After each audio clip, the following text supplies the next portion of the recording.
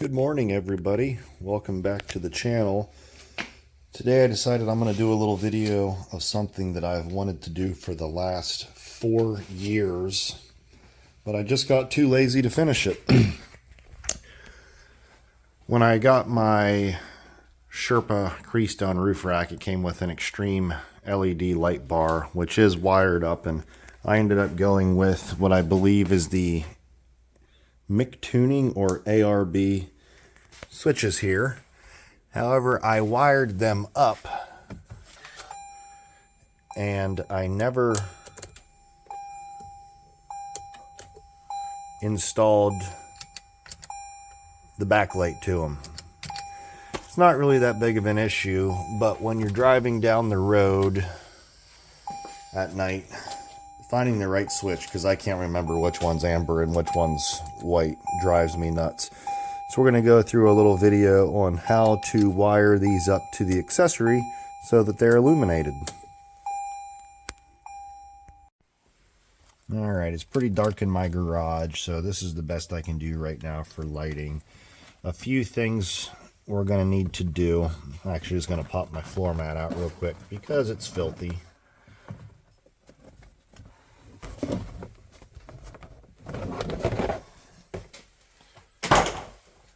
It's winter.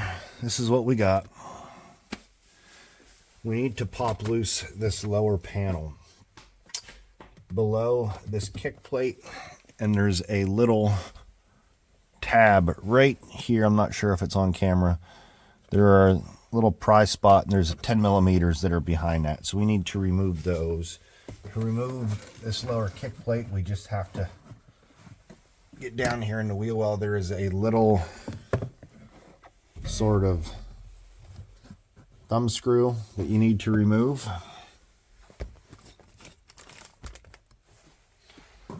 Usually you can just pull it right out, but it screws off.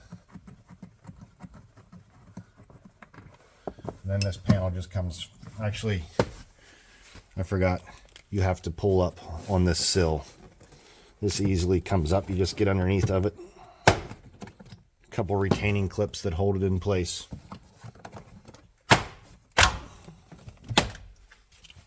That pops right off.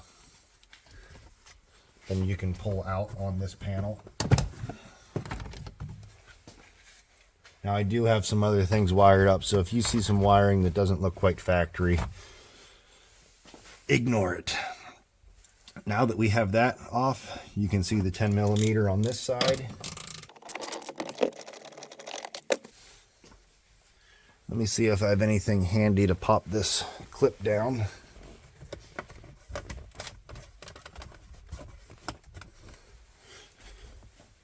As my phone tilts. Also, to pull this trim out, you have to pull this off. You literally just grab it.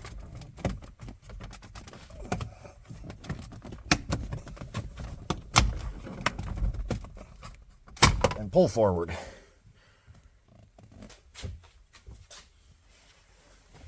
So you should be able to get a little screwdriver in here to just pry down on this cover. And then behind there is our second 10 millimeter.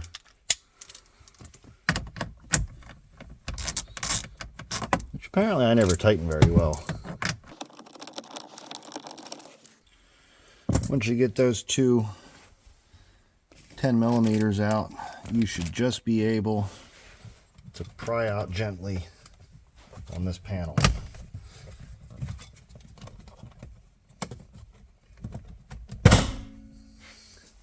As I pop to my hood.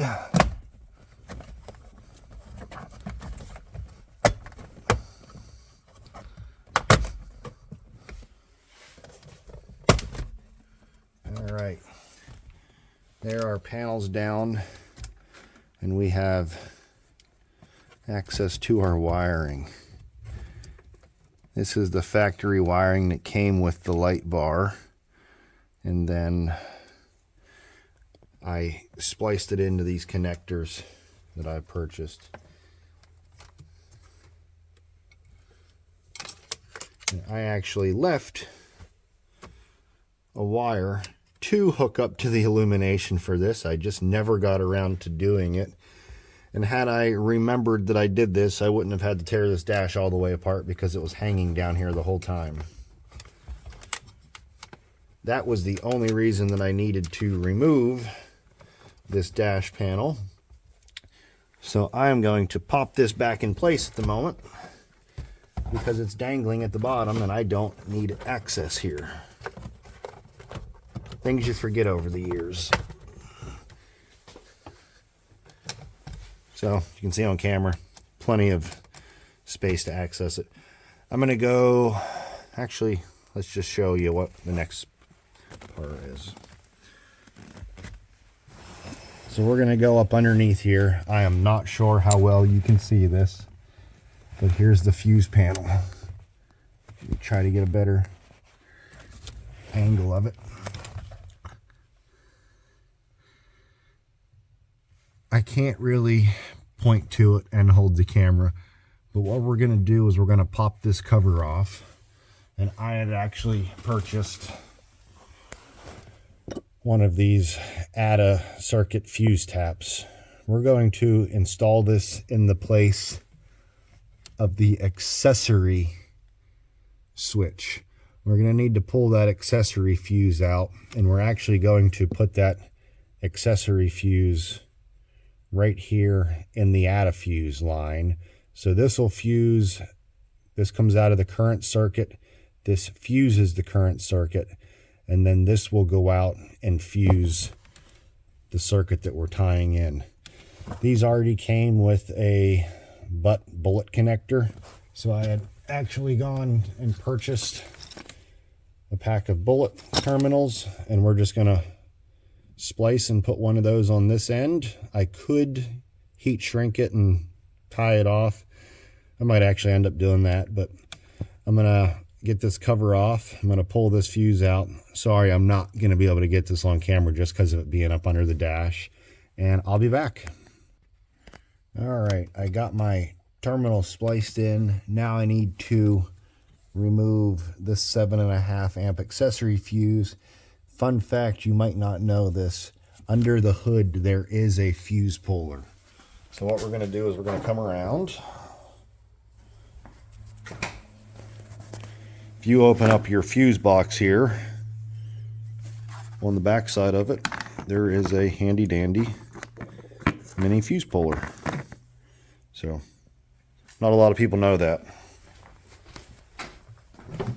I'm going to go ahead and get this popped out off camera, just since you can't see up under the dash very well. Yeah, let me try. See what we come up with.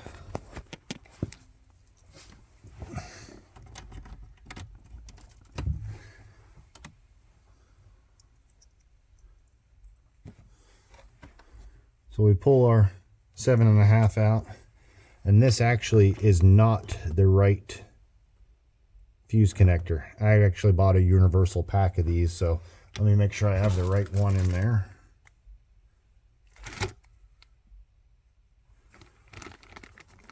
This one's actually a little bulkier, but it came with all the ones we need. So we'll slide our 7.5 in there. This will then seat up into the spot of the 7.5. And we're just gonna connect the wiring. The only thing with these ATA circuit connectors is you can't put the cover back on your fuse panel. I'm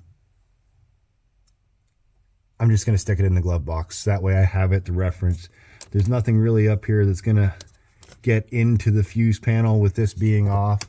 So let's pull this out and see if we have any success. Sorry about the finger over the camera.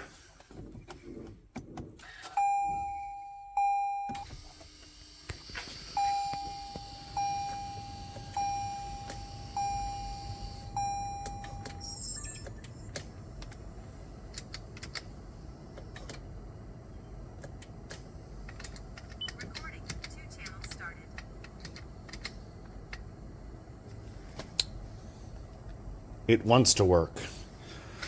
So I'm gonna have to go in here and check some wiring.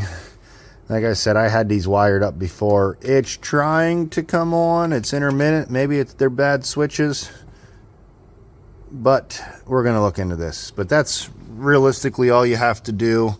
I had already wired these up years ago, so maybe the switches are bad, or maybe there's just something in that wiring that I got to look at. But regardless, we're going to get this fixed up, and I'll be back with you. So we're back. I went and tore all this apart just to double check my connections. This is the wiring that I made from the aftermarket switches to my factory harness for my light bar. All the connections were good. I realized the one light bar wasn't coming on because these connectors, when I put the dash back together, somehow this one popped out. They don't seat in very well. You almost have to push them in and then make sure that the tab's pulled back. I've actually had that happen before. Like I said, this has been years since I installed this light bar, so I just forgot about it. So I'm going to go ahead and get this wiring wrapped up. I'm actually most likely going to cut this off and solder and heat shrink that together because the switch was coming on and flickering because this wasn't getting a tight connection. So we got those troubleshooted. I just wanted to add a little bit here to the end of the video. It's a pretty simple, straightforward process. And the only thing with that add a fuse is anytime the switch is on, these are going to be lit. You can tap into it to use one of the illumination wires on the factory harness, but I really don't want to splice and tap. I've already got so much stuff added to this that I just don't want to cut into any more of the factory wiring. And I actually forgot how much of a mess I had inside of here. I have a remote start system, a brake controller, and then the wiring for my light bar. But a lot of added things, but really just trying to keep the wires organized. But I wanted to get the switches back working so I could actually see them at night. So there they are, lights work. I'm going to get those plugged back in. I'm going to solder this connection just so it's a little more solid. But if this helps any of you, please like and subscribe. I'm always putting out new content on my 4Runner, my Lexus, even simple household projects. Thanks for watching. Bye.